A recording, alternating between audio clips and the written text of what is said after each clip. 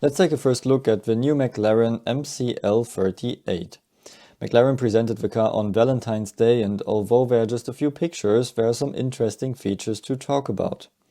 McLaren had a bad start into the new F1 era since 2022.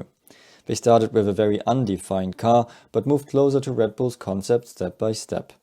They had a driver change and also some changes in the team's management. But in the second half of the season 2023, the new big update worked very well, and they became #1 Red Bull challenger. Additionally, their new in-house wind tunnel was ready in summer, so they can now use it to its full potential. So McLaren really understood their car at the end of last season, and they were performing well.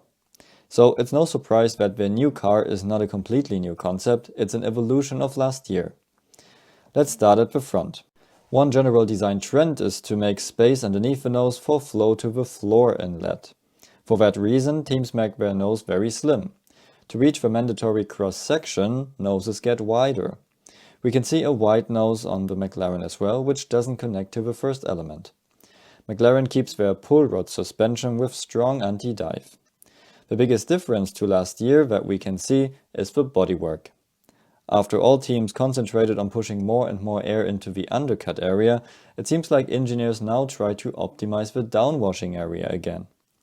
Red Bull and McLaren pushed the upper inlet lip further forward, and McLaren even blends it into a wing element, similar to what Mercedes did in the past.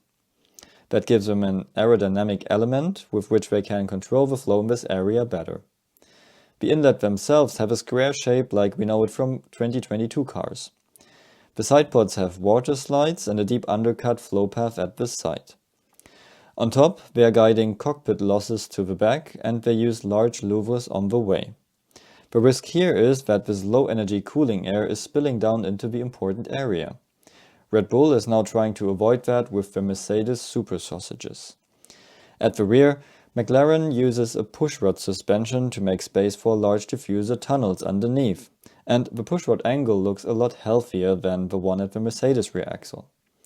So McLaren created an evolution of their successful predecessor without risky experiments.